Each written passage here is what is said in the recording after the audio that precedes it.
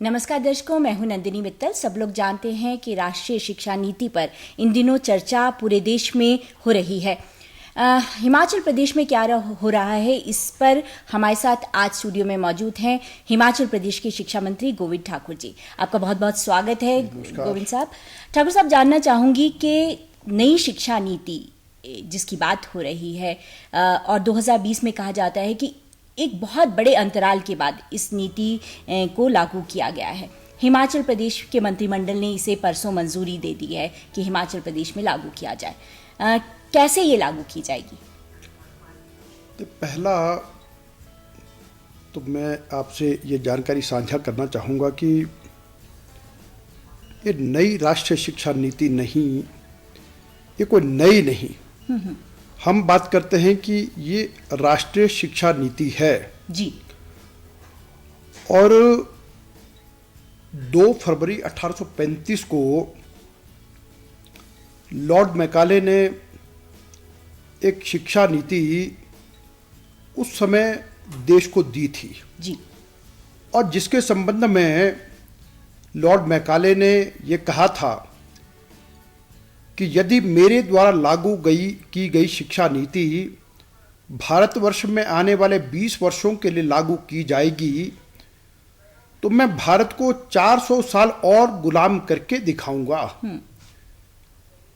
और मुझे भारत में ऐसे काली चमड़ी वाले अंग्रेज पैदा करने हैं जिनकी मानसिकता भी क्लर्क वाली होगी और एक ऐसी मानसिकता की काली चमड़ी वाले अंग्रेज और जो शक्ल और सुरों से तो भारतीय नजर आएंगे लेकिन चाल चलन और उनके रुचि इत्यादि से वे पूरे अंग्रेजियत से भरे होंगे। एक ऐसी मानसिकता के लोगों को तैयार करने के लिए उन्होंने बात कही थी जी।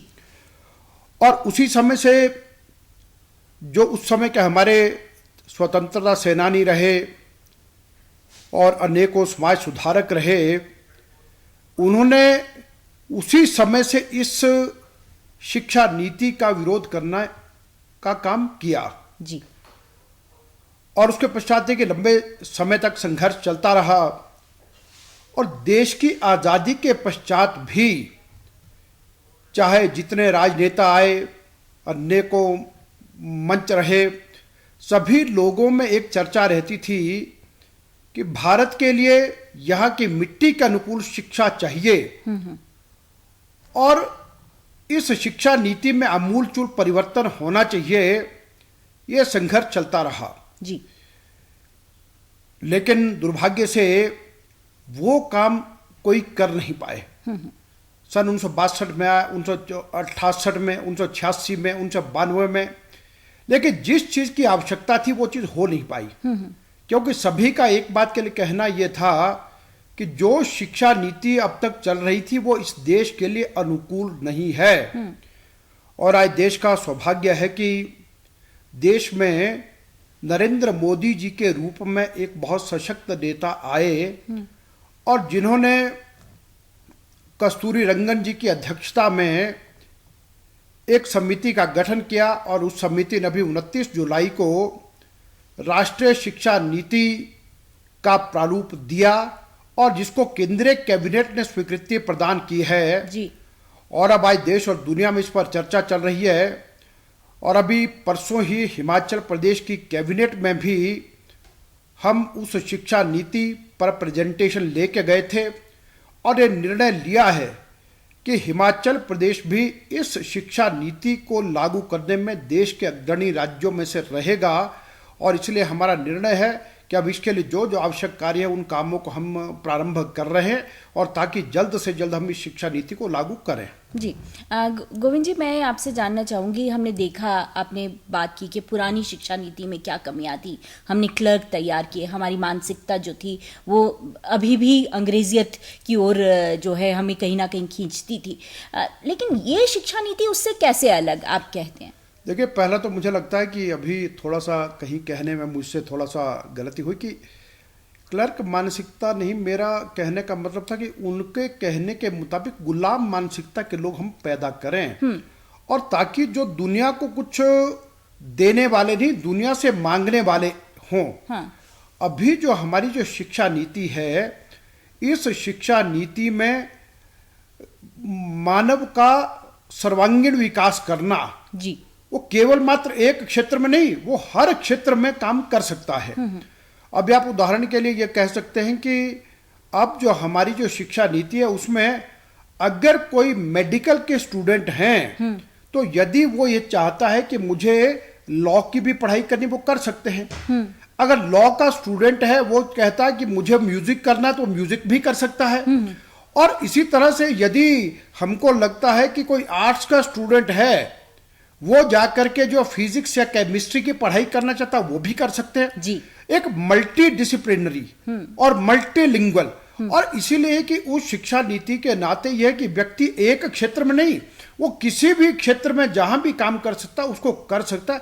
इसलिए यह विशेष तौर पर अंतर है। और दूसरा अभी देखेंगे आपकी अभी जो शिक्षा नीति में जो पहले जो एक सवाल था कि उसमें हम 10+2 था जी, अब यानी कि 10वीं तक तो पहले 10 साल और उसके बाद यानी कि 16+2 18 और फिर 2 साल +1+2 के बच्चे को लेकर के वो चलता था जी।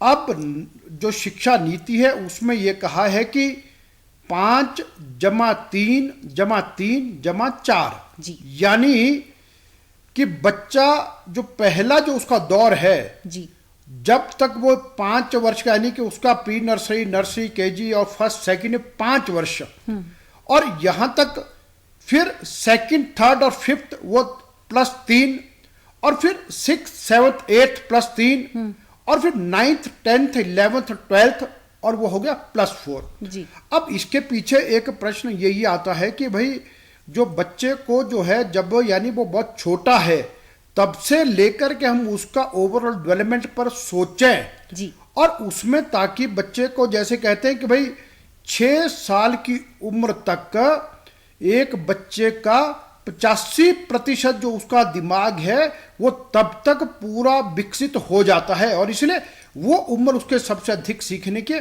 अब उस गति में भी, और इसीलिए हर तरह की शिक्षा को जोड़ने के साथ ये कहा है कि जब बच्चा 6ठी क्लास में होगा तो वोकेशनल भी साथ के साथ प्रारंभ होगा जी जी। और वो वोकेशनल केवल मात्र वो थ्योरी तक नहीं, उसके बाद वो गांव में क्या शिल्प कर सकता है, क्या वो खेती बाड़ी के क्षेत्र में कर सकता है, व्यावहारिक ज्ञान भी बच्चे को साथ के साथ मिलता जाएगा।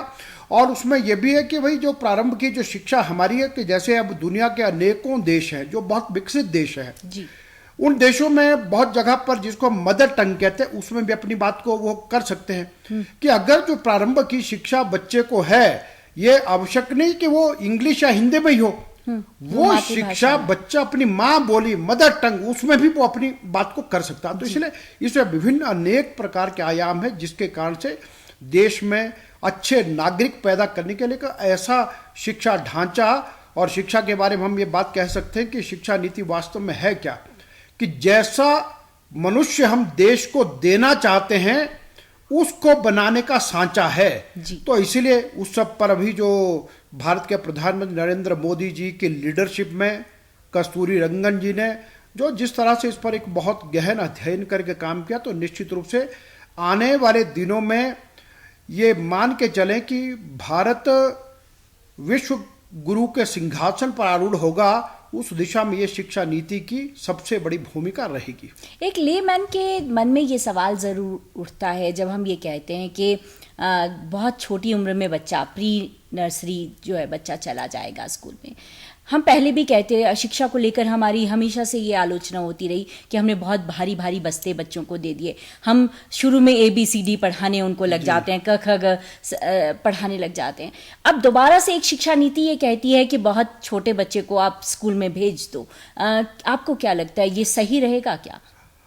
अभी देखें कि इसमें ये कहा गया है जी कि बच्चा स्कूल जाएगा, आंगनबाड़ी केंद्र में जाएगा, उनको हम बहुत अच्छा सुंदर बनाएंगे, हर प्रकार की सुविधा वहां पर देंगे जी।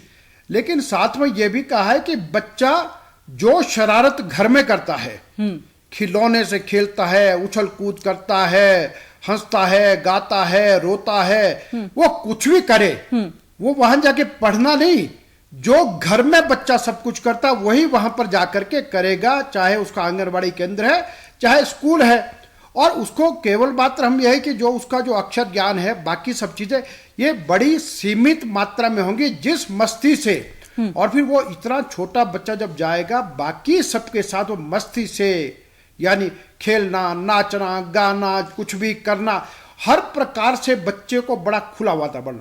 और उसके बाद अब इसमें यह भी कहा गया कि भाई अब जब बच्चा थोड़ा बड़ा होगा तो फिर बीच में कुछ दिन ऐसे भी फिक्स किए जाएंगे कि बस्ता फ्री, अच्छा, कि कोई बैग लेकर के बच्चा नहीं जाएगा, बच्चे पर किसी प्रकार का कोई भी, यानी ऐसा कोई मानसिक जो वर्डन है उसकी जो एक नेचुरल ग्रोथ जो है वो केवल मात्र यह है कि हम उसी के पढ़ाई और एक ही तरफ के लिए नहीं, हमको उसका ओवरऑल डेवलपमेंट जो करने का जो विषय है वो हमारे सामने है।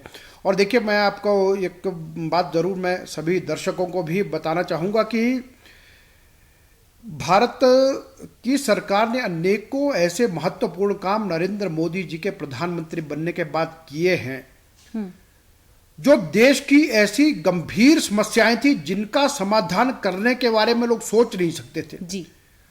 और कभी हम सभी लोग कहा करते थे कि भाई भारत में एक देश में दो निशान, दो प्रधान, दो विधान नहीं रहेंगे। हम ये भी कहा करते थे कि जहां हुए बलिदान मुखर्जी वो कश्मीर हमारा है।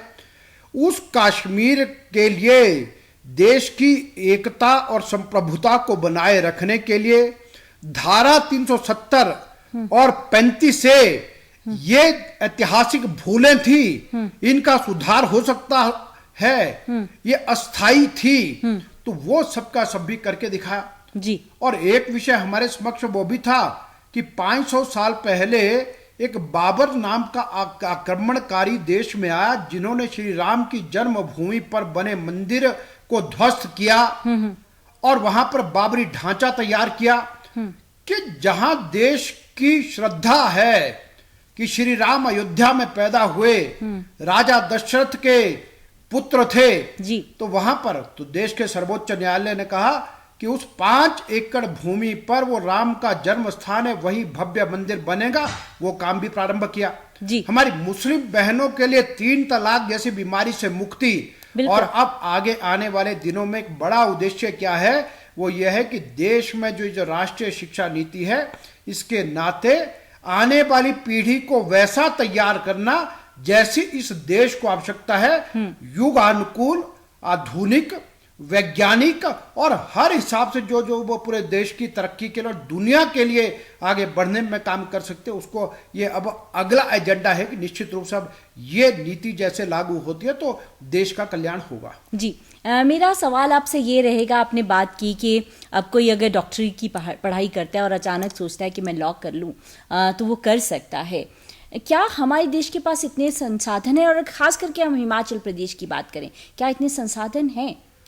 देखिए, निश्चित रूप से आप अभी तक देखेंगे कि सरकार ने अब ये तय किया है जी राष्ट्रीय शिक्षा नीति में, और विशेष तौर पर जहां भारतीय जनता पार्टी की और राष्ट्रीय जनतांत्रिक गठबंधन की सरकारें हैं, हम आगे लीड लेंगे और निश्चित रूप से हम इसको आगे बढ़ करके करेंगे कि अब टोटल जीडीपी का 6% तक शिक्षा पर खर्च करेंगे जी।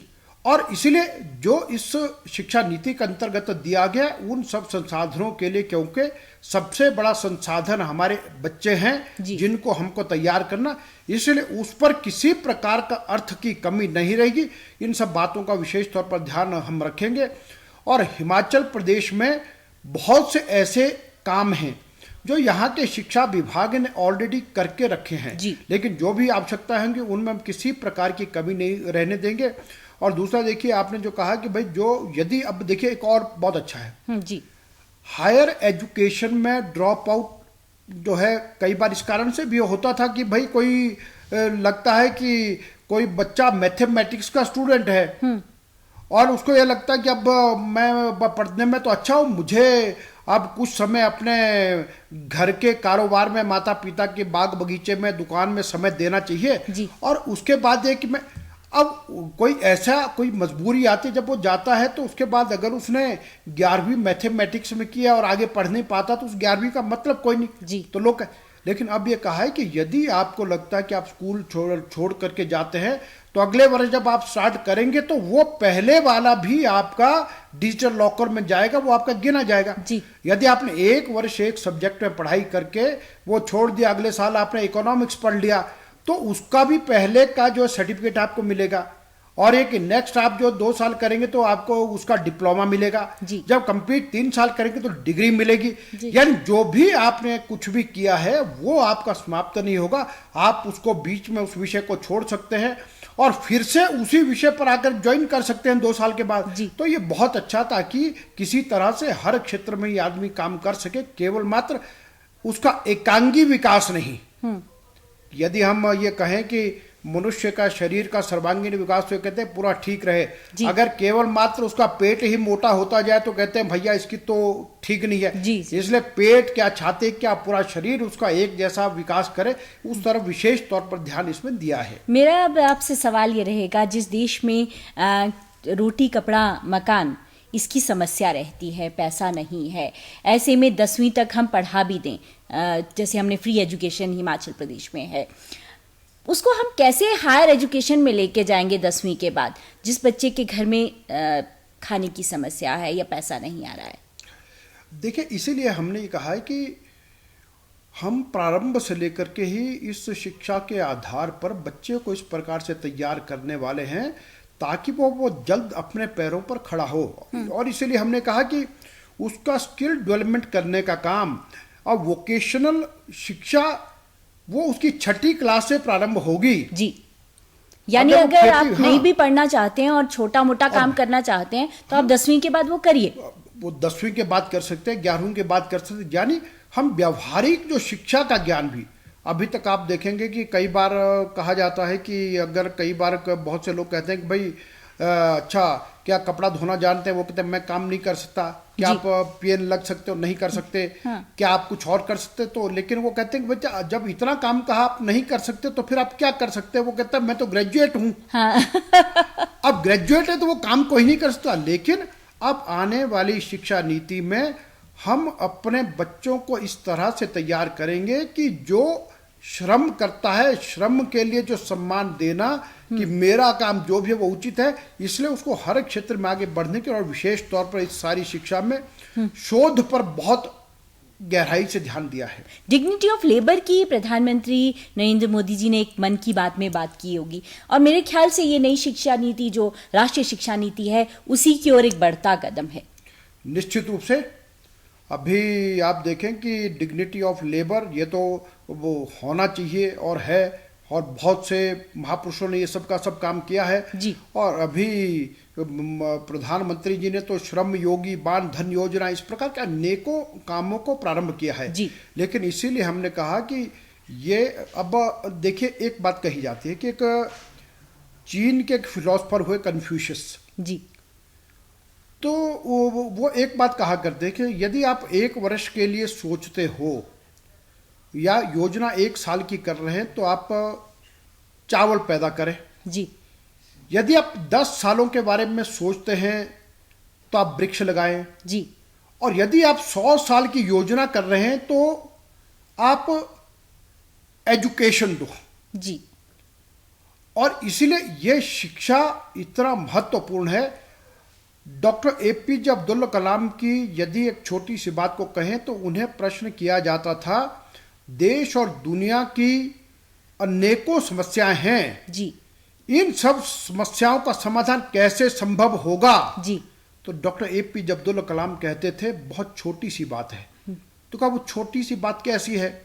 उन्होंने कहा कि जितने मेरे सामने जो नौजवान बच्चे बैठे हैं, जो आने वाली पीढ़ी है, इन सब बच्चों को तेजस्वी, ऊर्जावान, मन मस्तिष्क का मालिक बनाना होगा तो क्या धरती के नीचे, क्या धरती के ऊपर, क्या आसमान में हर प्रकार की समस्या का समाधान अपने आप हो जाएगा।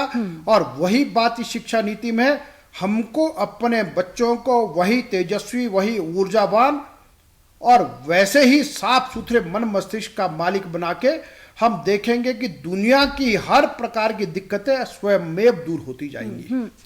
मैंने एक बहुत अच्छी बात जो इस शिक्षा नीति में देखी वो ये थी कि इस शिक्षा नीति में अधिकार ही नहीं बताए जा रहे हैं, आपके कर्तव्य भी समझाए जा रहे हैं। देखिए, निश्चित रूप से जीवन में मनुष्य का स्वभाव है, जी, हम आत्म केंद्रित रहते हैं और अधिकतर जगह पर हम अपना स्वार्थ तलाश करते हैं। जी, और हमको शायद कहीं ना कहीं लॉर्ड मैकाले के एजुकेशन सिस्टम ने ही स्वभाव से स्वार्थी बना दिया। जी, मुझे मिलेगा तो दुनिया बहुत अच्छी, मेरा ये काम होगा दुनिया बहुत अच्छी, ये नहीं होगा तो दुनिया सब गड़बड़। वो नहीं, इस शिक्षा नीति के कारण से देश का एक जिम्मेदार नागरिक कैसे बना जा सकता है, मेरे देश के प्रति क्या कर्तव्य हैं। जी, और कई बार हम तो गीत भी ये कई बार गाते थे कि भाई मन समर्पित, तन समर्पित और ये जीवन समर्पित। जी, जी, कि भाई मातृभूमि मैं इससे बढ़कर और भी क्या दूं, बिल्कुल, कि ये भी कोई कमी है। तो जब उस प्रकार के समर्पित जीवन देश के अंदर तैयार होते हैं तो ठीक है, कर्तव्य हमारे सबसे आवश्यक हैं, लेकिन अधिकार मेरे कितने हैं। लेकिन मैं जीवन में कहीं भी जाऊंगा, मैं एक ऐसा नागरिक बनूं कि मैं सच्चा देशभक्त और राष्ट्रभक्त पहले हूं, भारत माँ का बच्चा मैं पहले हूं। अब छोटा सा उदाहरण लेंगे कि जापान के बारे में कहते हैं कि जापानीज 96% जब भी वो गाड़ी खरीदते हैं तो मेड बाय जापान खरीदते हैं। अच्छा, अब इसका मतलब हम ये कहें कि उनको अपने देश में बनी चीजों पर कितना विश्वास है, ऐसा दुनिया कहने की। इसलिए ये सारे शिक्षा नीति के माध्यम से भी हम आत्मनिर्भर भारत बनाने की दिशा में ये सबके सब संस्कार हमको मिलेंगे तो निश्चित रूप से सबका लाभ होगा। बिल्कुल, आपने बहुत अच्छी बात की। और हमारे प्रधानमंत्री भी ये कहते हैं कि भारत में बनी चीज़ें खरीदिए, आत्मनिर्भर भारत की बात हो रही है। और मुझे ऐसा लगता है कि जब हम बच्चों को शुरू से सोचने की आदत डालेंगे, उनको वोकेशनल ट्रेनिंग देंगे, तो नई नई आविष्कार भी होंगे, क्योंकि जो शिक्षा होती है वो कहते हैं आविष्कार की एक तरह से ओर लेके जाती है। जी, देखिए, अभी प्रधानमंत्री जी ने कहा है कि वोकल फॉर लोकल। बिल्कुल। और अभी आप देखेंगे कि कोरोना संक्रमण के समय में दुनिया में फेस कवर की कमी हुई होगी। जी, कई जगह पर मेडिकल स्टोर में नहीं मिले होंगे, जी, बंद हो गए होंगे। जी, लेकिन भारतवर्ष में भारत की हमारी बहनों ने, माताओं ने घर घर में पुराना कपड़ा इकट्ठा करके, कपड़ा आपस में इकट्ठा करके घर घर में फेस कवर बनाए। जी, और आप ये देखेंगे कि पूरे देश में भी, और हिमाचल प्रदेश ने तो अनोखा काम किया। जी, इतने फेस कवर घर घर जाके तो कल को जो फेस कवर की कमी नहीं हुई। जी, यानी स्थानीय स्तर पर कितना लोगों ने किस प्रकार से पीपीई किट की बात करें। बिल्कुल, पीपीई किट देखिए, जहां कोरोना से पहले देश में बनती नहीं थी, तो हमारे स्थानीय स्तर पर लोगों ने इतनी तैयारियां की कि हमारे पास पीपी किट की कमी नहीं, फेस कवर की कमी हमारे पास नहीं, सैनिटाइजर जो हमारा बनता नहीं था वो स्थानीय स्तर पर भी लोगों ने क्या, अनेकों तरह की चीजें लोगों ने उस सारे समय के अंदर स्थानीय स्तर पर साबुन बनाने का काम किया। जी, जी, लोकल घर में बैठ के, ताकि बार बार हाथ धोना है, कोरोना की सावधानियां। तो इसलिए अभी जो प्रधानमंत्री ने कहा कि हमको तो ये लोकल ने कोरोना से भी बचाया। जी, जी, और इसलिए उसके प्रति वोकल, उसके प्रति स्वाभिमान, वो आत्मनिर्भर भारत की दिशा में, और ऐसे इनोवेशन करने वाले अनेकों लोग जिनको लेकर के आगे अभी हम बढ़ रहे हैं और काम भी कर रहे हैं। तो इसलिए कोरोना संक्रमण के समय हिमाचल प्रदेश के मुख्यमंत्री जयराम ठाकुर जी ने एक जबरदस्त तरीके से जो काम किया है जी, और ऐसे समय में चाहे प्रदेश के अंदर रहने वाले हमारी जनता रही हो जी, चाहे प्रवासी मजदूर हो, कहीं पर किसी को कोई समस्या आने नहीं दी। बिल्कुल। हम शिक्षा की बात करें, बहुत बड़ी समस्या है हिमाचल प्रदेश में कि शिक्षा मंत्री ट्रांसफर्स में ही रह जाता है। शिक्षक जो हैं वो अपने बच्चों को सरकारी स्कूल में नहीं पढ़ाते हैं। प्राइवेट स्कूल, अगर कहो कि मेड्स हैं, मजदूर है, वो भी अपने बच्चों को जो है वो प्राइवेट स्कूल में भेजना चाहता है। क्या कोशिश होगी कि जो खास करके सरकार के जो अधिकारी हैं, कर्मचारी हैं, लोग जो हैं सरकारी स्कूलों की ओर वापस चलें?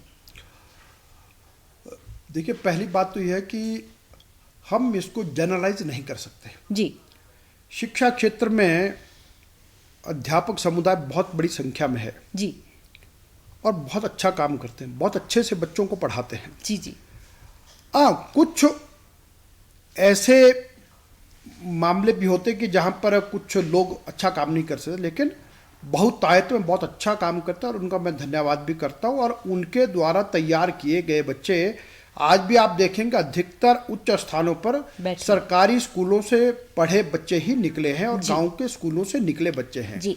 हाँ, लेकिन यह कि जहां पर कमी है उस कमी को निश्चित रूप से हमको दूर करना है, क्योंकि निजी क्षेत्र में भी लोग काम कर रहे हैं। निजी क्षेत्र में बहुत से प्राइवेट स्कूल बहुत अच्छा काम भी करते हैं, लेकिन एक गरीब आदमी को, एक मजदूर को सस्ती शिक्षा चाहिए, सबको उपलब्ध शिक्षा चाहिए, हर एक को सुलभ हो।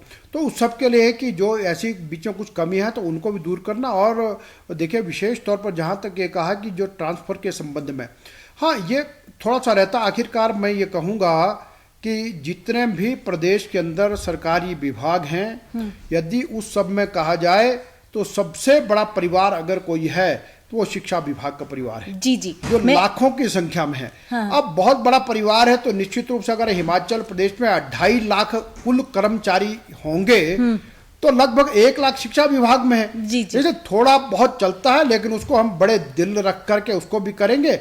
और हमने सबसे अध्यापक प्राध्यापकों से सबसे निवेदन किया है और सभी ने बढ़ चढ़ के कहा कि हम इन अच्छे कामों में आगे बढ़ करके अच्छे से बच्चों को भी पढ़ाएंगे, अपना काम भी करेंगे। और जहाँ कोई आवश्यक है, कोई मेडिकल, कोई इमरजेंसी, कोई कुछ है, उन सब बातों पर, लेकिन बहुत अधिक तो हमको इस तरह, लेकिन हमारा मिशन तो बच्चों को अच्छी शिक्षा देने का ही है। गोविंद ठाकुर जी, आपने हाल ही में शिक्षा विभाग जो है वो संभाला है।